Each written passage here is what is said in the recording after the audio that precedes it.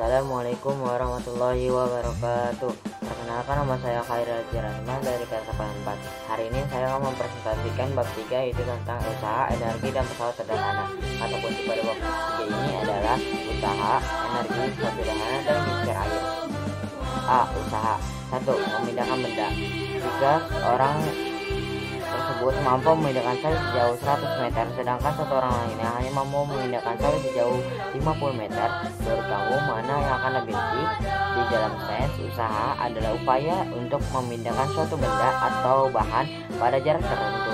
Jika dirumuskan adalah sebagai berikut: W sama dengan F dikali S, dengan W sama dengan usaha Joule, F sama dengan gaya yang diberikan Newton, S sama dengan perpindahan benda atau meter.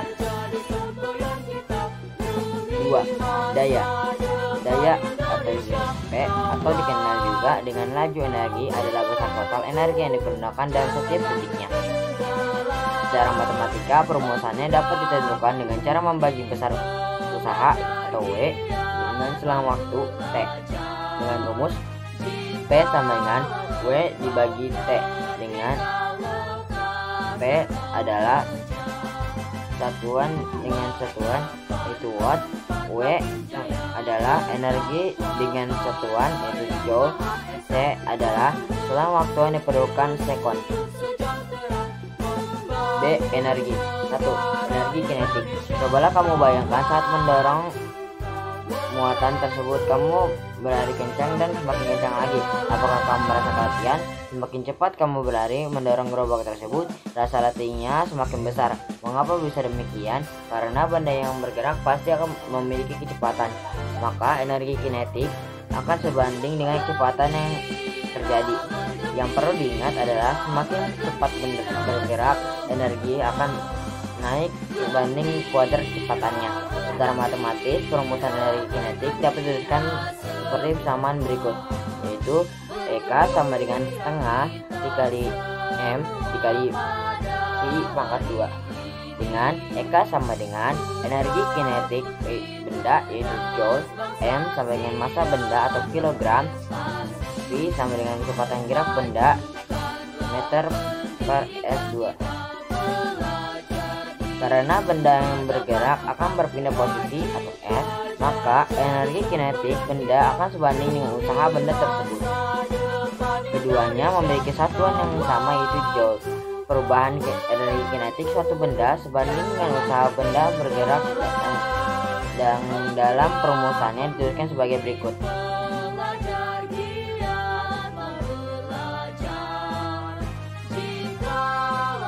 2. Energi potensial. Energi potensial adalah energi benda akibat dari posisinya maupun bentuk dan susunannya. Karena itu, energi potensial akan bernilai besar jika posisinya semakin tinggi dari permukaan tanah.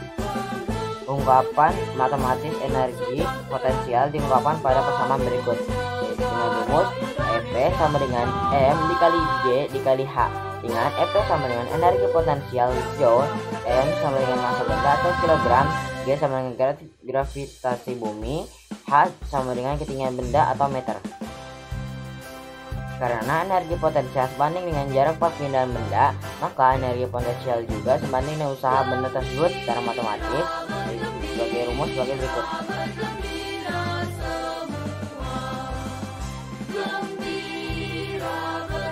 3. Energi mekanis.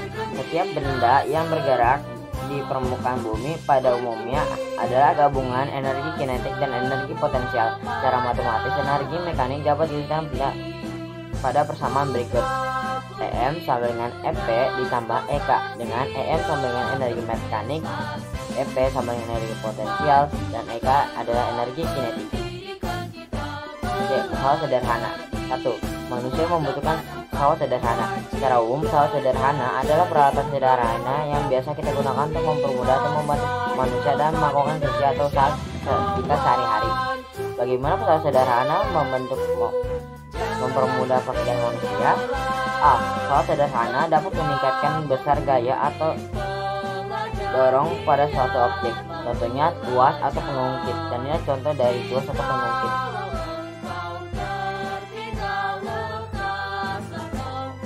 B. pesawat sederhana dapat meningkatkan jarak untuk gaya dapat bekerja. Contohnya adalah bidang miring, dan ini adalah contoh dari gambar bidang miring.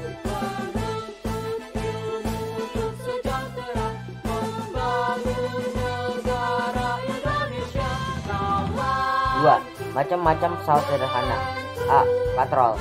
Katrol roda yang sekelilingnya diberi tali biasanya dipakai untuk mempermudah pekerjaan manusia untuk menarik beban. Secara umum ada 3 macam katrol, yaitu katrol tetap, katrol bebas, dan katrol majemuk. 1. Katrol tetap. Pada katrol tetap, gaya kuasa yang dikeluarkan akan bernilai sama dengan berat bebannya. Hal ini menyebabkan keuntungan mekanis katrol tetap bernilai 1. Contoh kata-kata bisa ditemukan di tiap bendera atau sumur timba. Ini contoh dari katrol tetap. 2. Katrol bebas. Pada katrol bebas, gaya kuasa yang dikeluarkan untuk menarik bebannya bernilai setengah dari berat bebannya. Maka dari itu, keuntungan mekanis katrol bebas bernilai 2. Dan ini adalah contoh gambar dari katrol bebas. 3. Katrol majemuk. Keuntungan mekanis katrol majemuk sama dengan jumlah tali atau jumlah katrol yang digunakan untuk mengangkat benda tersebut. Katrol majemuk sering dipakai untuk mengangkat benda maupun alat-alat berat dalam perindustrian. Dan ini contoh gambar dari katrol majemuk. C. Roda. Roda merupakan salah satu jenis pesawat sederhana yang menggunakan prinsip menghubungkan roda pada poros yang dapat diputar secara bersamaan.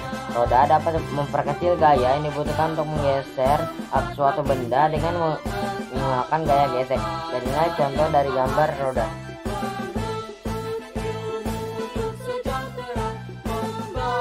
Keuntungan mekanis yang diperoleh dari penggunaan roda akan mempengaruhi kecepatan yang dihasilkan. Nilainya adalah km sama dengan roda dibagi poros. C. Bidang miring. Bidang miring adalah pesawat sederhana yang berupa papan atau bidang yang dibuat miring. Tujuannya adalah untuk memperkecil usaha saat memindahkan beban yang berat. Keuntungan mekanik bidang miring adalah km sama dengan gaya beban dibagi gaya kuasa, km sama dengan gaya bidang miring dibagi ketinggian sama dengan I dibagi H. km yaitu keuntungan mekanik. Ini contoh dari gambar bidang miring.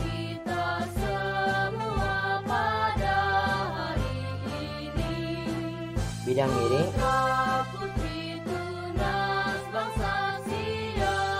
D. Pengungkit. Pengungkit yaitu pesawat sederhana yang dibuat dari sebuah tang benda yang keras dan digunakan untuk mengangkat atau mencokol benda. Jenis-jenis pengungkit. A. Pengungkit jenis 1 yaitu gunting. Pengungkit jenis 1 posisi tumpu berada di tengah-tengah beban dan kuasa. Dan ini adalah contoh gambar dari gunting. B. Pengungkit jenis 2 memotong kuku. Pengungkit jenis 2 titik tumpu pengungkit jenis 2 titik beban berada di tengah-tengah antara lengan kuasa dan titik tumpu. Dan ini adalah contoh dari gambar memotong kuku. C. Pengungkit jenis 3 membuka tutup botol. Pengungkit jenis 3 posisi kuasa berada di tengah-tengah antara beban dan titik tumpu. Dan ini adalah contoh gambar dari membuka tutup botol.